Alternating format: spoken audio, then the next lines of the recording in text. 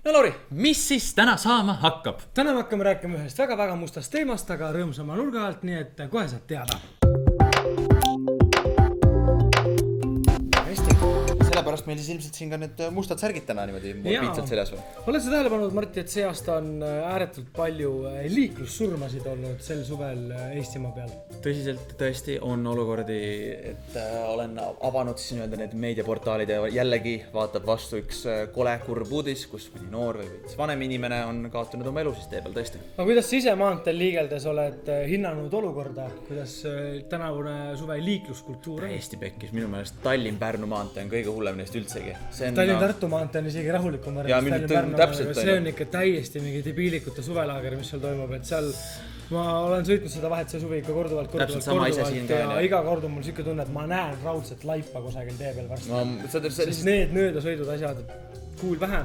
Aga kui hästi Martti tunneb liikluseeskirju, nimelt ma olen tõmmanud liiklustestide äppi ja me küsime Martti käest 10 küsimust ja vaatame, kui hästi tema sellest asjast siis välja tuleb. Oled sa valmis?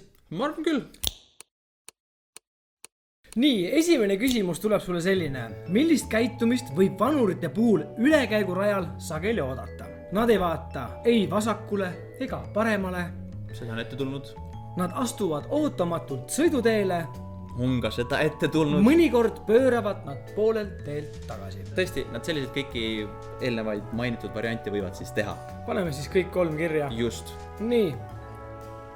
Mulle tundub, et sul olid kõik õiged, Martti. Palju õnne. Väga lihtsalt algas see. Ma olin natukene isegi valmis selleks, et nagu nii. Mis võib põhjustada häirivat müra? Asjatu helisignaali kasutamine, autouste paugutamine, tänavale kostuv raadio. Kõik tekitavad ju müra. Oleneb nagu, kui sul on tõesti selline auto, mis ise häirivat müra. Asjatu signaali kasutamine, autouste paugutamine, tänavale kostuv autoraadio. No selles mõttes, kui sul on vanem auto, sa tõmbad paugu kinni, siis tahtmata see teeb väga suurt müra, on ju. Nii et ma tahaks jällegi kõik panna, aga esimene viimane kindlasti, aga mul see keskmine on mul selline küsimärgiga, et nagu mõndade inimeste jaoks on see auto paugutamine ka nagu väga häiriv. No mõne jaoks on hingamine ka liiga häiriv müra. No ma täpselt mõtlen. Nii et ma nagu palu läbest päris korralikult. Ma jätaks selle praegu jätame välja, vastame. Näed, oleks pidanud olema ka autouste paugutamine. Aga pole hullu, sul on siiamaani päris kenasti läinud. Ja 3. küsimus. Mitu vale vastust ma teha tohin, et läbi kukkuda? Sa võid teha 3 vale vastust 10 peale, siis oled sa läbi saanud. Kui teed rohkem, siis oled läbi kukkunud. Üks viga on sul kirjas. Fun fact, kui ma käisin oma teooriaeksamit Arkis tegemas, ei tulnud mul ühtegi viga sinna. Sul üks viga on juba kirjas. Tandareng on ka areng, kallis sõber. Mida peab juht teadma teele märgitud kiirendusrajast? Kiirendusrada tähistatakse valge ja laia katkendjoonega. Kiirendusrajale põigates ei tohi takistada seal sõitvat juhti. Kiirendusrajaga teele sõitmisel peab kasutama seda rada. Oot, sinna põigata ei tohigi ju kuidagi moodi. Lihtsalt miilmaailma.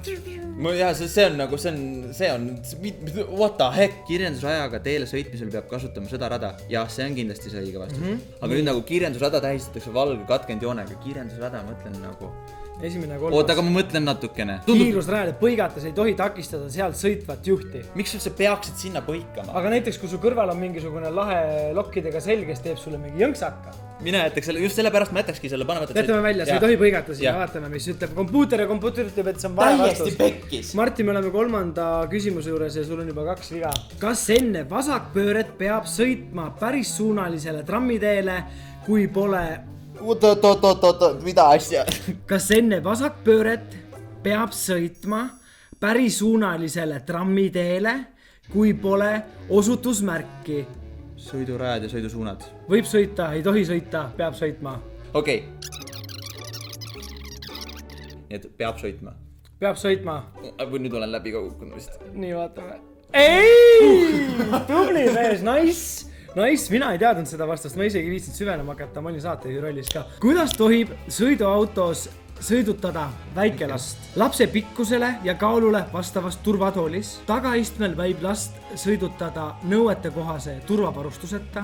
Eesistmel täiskasvanu süles. Oi. Ei, süles mitte mingil juhul. See on idiootsus. Seda ei pane, on ju. Kuidas tohib siis sõidutada? Tagaistmel võib last sõidutada nõuete... Ei, kui ta peab olema mingi kindla siin on nõuetekohase turvavarustuseta. Paneme ainult esimese, et tohib sõidutada väikelast autos ainult siis, kui tal on tema pikkusele kaalule vastav turvatool. Õige, tubli Marti, sul on üks eksimus veel ja me oleme jõudnud 6. küsimuse juurde. Kas tohite vasakpoolsel sõidurajal sõitvast autost paremalt mööduda? No, me oleme neljarealisel teel. Ta näitab, et ta on just... Hakkab keerama vasakule. Jah, tohib, on ju? Tohib, muidugi tohib. Tohib ka, mina läheks küll mööda. Näed, olemas, tubli. Nüüd on iga kord, kui me paned seal ääres mingi... See käib see, vaata see, kes tahab saada miljonäriks, see... Kuidas on võimalik vähendada liikluses tekkivat kahjulike ainete kogust? Kasutad ainult pliivaba bensiini ja katalüüsmuunduriga autosid, kasutades kvaliteetset kütust, kasutades tehnilises korral sõidukit ja ökonoomseid juhtimisvõtteid. Pliivaba, sellest ma ei saa aru, mis see pliis on. See on ühesõnaga, see oli 10 aastat tagasi oli mega thing, et pliivaba kütus. No siis ongi esimene, kõik valikud. Kõik 3 valikut. Ma arvan ka, siin ei tohiks, ongi õige. Millised nimetatud tegevused kuuluvad juhi kohustuste hulka, kui liiklusõnnetuses on vigastatu? Peab abistama liiklusõnnetuses kannatanud, teatama juhtunust politseisse, kui liiklusõnnetuses osalenud inimesed nõuavad ise oma tervisekontrolli, teavitama liiklusõnnetusest häirekeskusesse ning tegutsema sealt saadud korralduste kohaselt. Siin on nagu jälle peab vist kõik panema muidugi. Ja muidugi häirekeskusele tuleb anda teada. Kindlasti. Ja siis seal sa saad kõige paremini need... Helistame sõbrale. Ei helista sõbrale. Ise mõtled välja. 3, 2, Läheb niimoodi. 1, kõik. Mingi ära, ma arvasin, et kõik tuleb panna. Marti, kus sa lähed? Meil on 2 küsimust veel. Ma ei ole ju küll läbi kukkunud, mul on 4 vale vastust. Jaa, aga me läheme edasi. Sest et muidu sa ei õpi mitte midagi, sa kukudki eksamit läbi niimoodi. Millisest sõidukist tohib selle märgi mõjupiirkonnas mööda sõita? Veoautosel, millel kiirust alla 50, ühissõidukist, mille kiirus ei ületa 30. Nüüd sa võid ju panna lihtsalt pingot, sul ei ole enam vahet. Mitte üheski autost ei tohi mööda sõita? Mitte üheski autost, panen lihtsalt ilma vastusteta. Ei üksikust sõidukist, siis see on ainuke normaalne variant seal. See oli õige, tubli Marti. Lisateade tahvel teatab, et keelatud on suitseva mootoriga, parkida töötava mootoriga. Ei nagu sõita suitseva mootoriga ei tohi mitte mingil juhul. Seal on ideeliselt, nüüd mul tuleb meelde, miks ma vihkasin autokooli, sest seal on nagu mingid lollakad, et niikuinii sa ei konksukad teadete tahvel teatab, et keelatud on. Parkida töötava mootoriga. Mina ütleks ka, et parkida, aga õige! Tubli, palju õnne Marti, sa kukkusid oma liiklustestilt täpselt 1 punktiga läbi. Selline oli meie tänane liiklussaade Tulevõim. Vaadake meid juba järgmisel korral, järgmistes videodes tegema järgmisi asju. Aga enne kõike seda peate veel tegema ühe asja. Minema scrollima natuke allapoole, seal all on see punane nupp, kui te ei ole juba seda halliks teinud. Seal kõrval on väike kellake ka, võetage seda ka.